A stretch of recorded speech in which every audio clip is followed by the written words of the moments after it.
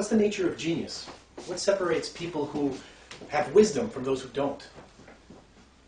There's lots of facets of genius. Some things don't, it's too hard to categorize and define in one way. But I think a certain kind of genius, one aspect of it, one portion of it, involves the following phenomenon. You have a problem. You come to this person, this genius, this expert, this wise person, and you say, here's my problem. They think for a little while, then they say some words, almost like magic. Just some words. Anybody could have said those words. Before he said them, you had no idea what he was going to say. You had a real difficult problem. But after it's spoken, it seems almost obvious. It's reasonable. You suddenly understand. There's illumination. There's enlightenment. Not all genius is like this. Some is more profound, some is less. But I think this is an important quality of genius, and that's what I want to talk to you about today, about the relationship between that kind of genius and trading, efficiency. Well, an example, a biblical example, King Solomon. Two women come to King Solomon, each claiming the child is their own. They don't know what to do. They've tried they've tried whatever, mediation, arbitration, whatever they had at that time. And no one else on earth is able to solve their problem. They both claim the child is their own. King Solomon, of course, famously said, cut the child in half and give a half to each woman. One woman said, okay, that sounds good. The other woman said, no, don't cut the child, give it to the other woman. Clearly she must be the mother because she cares more about the child's welfare. Now, that's wisdom. As soon as that's done, King Solomon knew that would happen. Everyone clearly figured out who the mother was. That's wise. But it was, 3 or 4 words? Cut the baby in half, that's it? Anybody could have said that, but they didn't. So what I want to use about that aspect of genius, that kind of wisdom, is the ability to search. Search. Think of finding a needle in a haystack. It's hard. It's hard to find a needle in a haystack. But once someone points out that needle to you, you can, obviously it's not hay, it's a needle, done. I think that's the aspect of genius that I want to focus on. I think it is an aspect of genius. Maybe there's other aspects, of course. But the ability to find something faster than other people. Plus the second quality, which is once it's found, it's very easy to verify. Chess is a good example. When the World Championship chess matches play, grandmasters, they draw all over the board. What do they think they're going to do? This move, that move, all sorts of things. And then the guy is just sitting there thinking, he makes some move completely unexpected. No one even thought about it, or if they did, they quickly discarded it. And yet now that the move is done, and they continue analyzing it, oh, this is a brilliant move. And it's an obvious move. And now in this situation, anytime it comes up in the future, everybody will make that move. It's the difference between search and verification.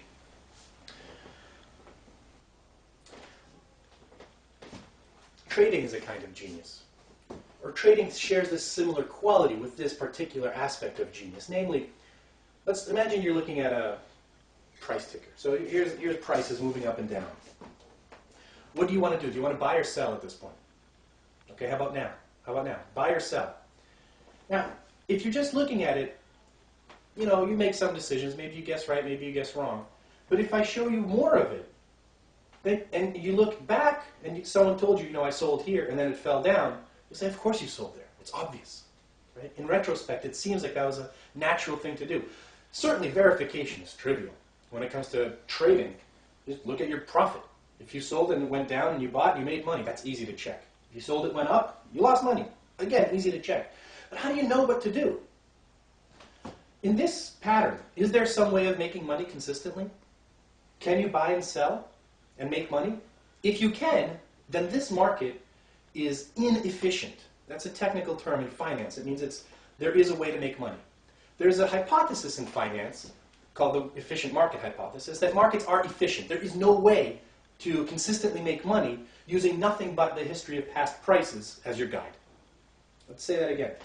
So efficiency in the market means you cannot make money on average in the long run using just past prices. The word efficiency, so economists and finance people have been accused of using human words in technical situations. Efficiency is something we all care about as people. We don't want waste. We don't like extra things being thrown out. We all want to be efficient, get the most out of what we do. But is market efficiency really getting the most out of the market in some way? Sort of. There's other aspects of efficiency, economic efficiency, and there's also computational efficiency. Now, computational efficiency comes back to the search, the finding the needle in a haystack.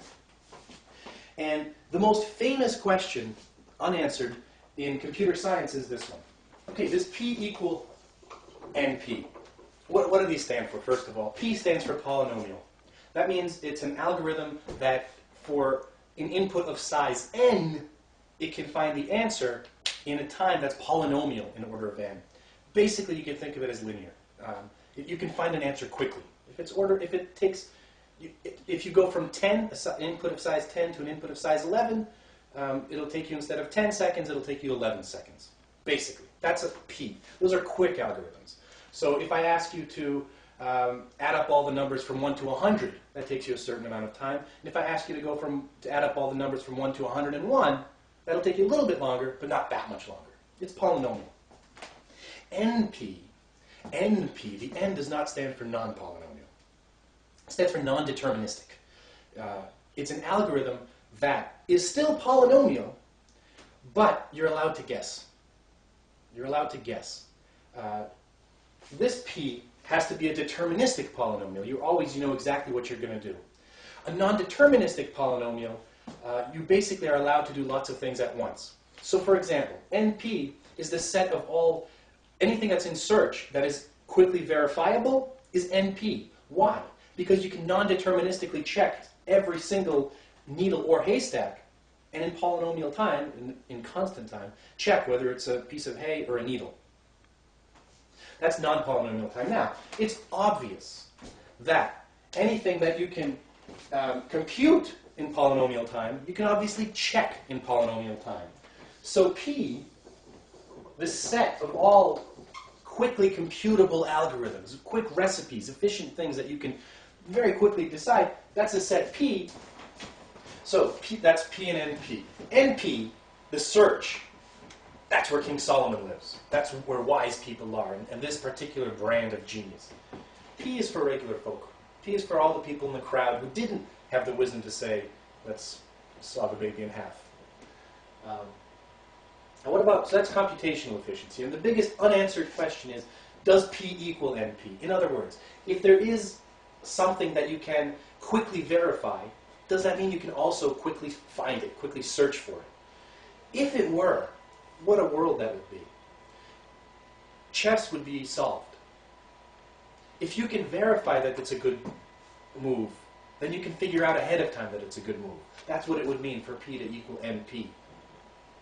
If you can appreciate art, if you can tell whether this is good art and this is bad art, then you can generate good art. That's what it would mean if P equaled NP. It's a weird world to live in where it's almost like heaven. Anything you want, no problem. Very quickly you could compute it. Any question you can ask.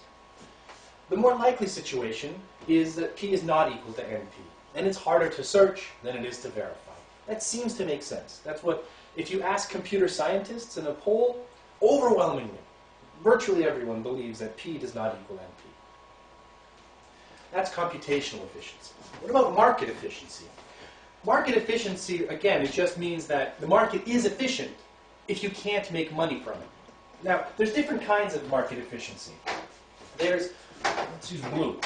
There's the broadest kind of market efficiency is weak form. Weak, very weak efficiency. Meaning, the market is at least this efficient, probably. In what sense is it weak? It just uses the history of the past prices. The markets are weakly efficient if you can't make money using past prices. Now, if you ask finance people, almost all of them believe that's the case. In other words, what's called technical trading, or charting, or looking just at past prices to predict future movement, that should not make money on average in the long run. Sure, anybody can guess. Anybody can guess it's going up and be right. But it should not be a way that you can consistently, profitably make money. Just about everybody in finance believes that markets are weak form efficient. Now, that's to distinguish from other forms of efficiency that are sometimes called strong or semi-strong, or divided into where the information is coming from. This would be, for example, all publicly available information. You can't make money from publicly available information. Once the news item is out, all of that information is reflected in the market price, and you can't do any better. But a strong form of efficiency, the strongest form, would say that even private, secret, hidden information that only the CEO knows is also already reflected in the market. How could that be? basically through insider trading and other situations. The CEO knows that the price of the stock is too low. He'll buy a little bit until he feels comfortable with it. He feels that that's the right price. Because if it's any price below that, there's profit to him. In that way, the belief is that markets could be even strongly efficient if even private information does not generate extra money. Now, very few people believe that the market is strongly efficient. After all, if you have insider information, you should make some money. Or if you have a better understanding of something, you should make some money. That's what people tend to believe. But weak form efficiency, that just past prices, not even earnings or anything else, just the history of past prices, should not be able to predict future prices. Just about everybody believes that. So we have these two concepts of efficiency.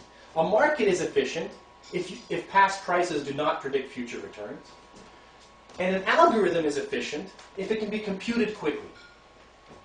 Most computer scientists say P does not equal NP. Most finance people say the market is weakly efficient. It seems like they're completely different worlds. They share a common word, efficiency, but that's just by accident. It's just a coincidence. In fact, we don't know the truth about either of these questions. Are markets efficient? Who knows? You can try to look at data and try to decide. We don't know. Does P equal NP? We don't know. What I will show you is this. Markets are efficient if and only if all algorithms are efficient. Markets are efficient if and only if P equals NP. And if markets are inefficient, you have a counterexample, then P does not equal NP. How can we show that? It's actually, the intuition behind it is really easy. And let me show you.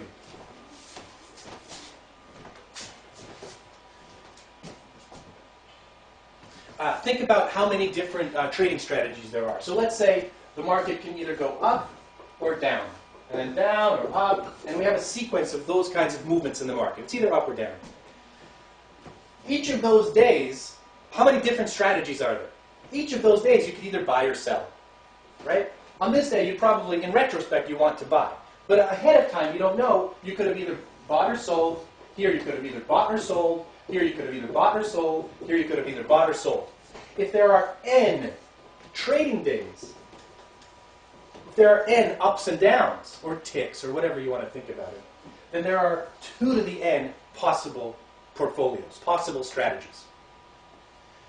This is like search. If you want to search through all of them, that's exponential, that's non-polynomial. Now, given one particular one, like one that, for example, following a plus always buys, or following a minus always sells, remember, it has to depend only on past prices.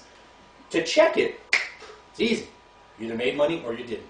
And you can check if it's statistically significant, whatever you want. It's very fast. But finding one in this huge space, that's really hard. That's really hard. If you can find one, if you can find a strategy that always works, then P does not equal NP. Because, this is the key point. If you can find one, can anybody else find one? Are you Solomon trading against peasants? If you are, then this was really hard to find, and you with some brilliant insight figured out which strategy worked, and you're making money from it. Good for you. But if it turns out that P equals NP, that's a mathematical reality, then we are all Solomon. We can all find this strategy, and if we all find this strategy, we will all trade based on a strategy, and there will no longer be any profits left over.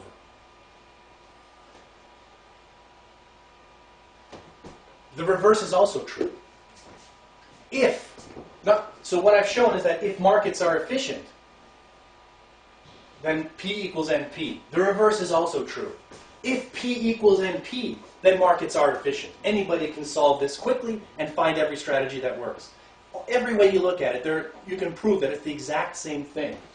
You can't have an efficient market unless everybody can compute all of these complicated things. And if everybody can compute all of these complicated things in the market, then you can solve any search problem. You can find a needle in any haystack essentially by programming the market. The market is comprised of all these brilliant people who somehow are able to solve all these crazy searches. There is not a single algorithm This is how deep the market efficiency hypothesis is. It means there's not a single trading strategy, not a single algorithm that will generate excess returns. Not one. That means the traders are in some sense all Solomons. All of them. Or at least sufficient majority that the prices are correct. Let's use that. Let's use that. Pick any problem you want. You want to find a needle in a haystack? You want to solve chess? Whatever it is. Program that into the market, and there's a technical way of doing it. And then let the market fiddle around with the prices. And if the price ends up on one level, that means the answer is yes. If it ends up on another level, the answer is no. And the market will be able to do it by assumption because it's efficient. It can solve all of these problems very fast. It turns out market efficiency is a very strong assumption that implies P equals NP. We have these two groups of people. Finance people believe overall markets are at least weakly efficient, at least in terms of past prices. It seems so reasonable. Computer scientists say, well, P probably is not equal to NP. Search probably is harder than verification, substantially harder. That seems reasonable. Both of them are high academics groups here and here. Turns out they can't both be right. One of these guys is wrong. Who? I don't know for sure. I don't know for sure, but let me leave you with this. Whether markets are efficient or not is an empirical question combined with some modeling assumptions. You can check it, you can look, and you can imagine two different markets. One might be efficient, one might not be. It's an empirical question, something we have to look at. P equals NP is a mathematical question. There's no experiment you need to do. There's no physical thing. There's no interaction. There's no psychology involved. It's just pure math. And the solution to this, whatever it may eventually be, will be a mathematical solution. This will always be market efficiency will always be an empirical solution. The mathematicians tend to believe that P is not equal to NP. And our natural intuitions work that way too. Search is harder. There is something different about genius. We're not all Solomon. So markets are probably not efficient. In short, this hypothesis about the efficient markets, we can write it as EMH. E for efficient, M for market, H for hypothesis. This is the efficient market hypothesis, that markets are efficient. It's an empirical fact. It's the biggest question in finance. Are markets efficient? P equals NP, that's the biggest question in computer science. It turns out, if one holds, the other holds. If the efficient market hypothesis holds, then P equals NP. If markets are not efficient, then P does not equal NP.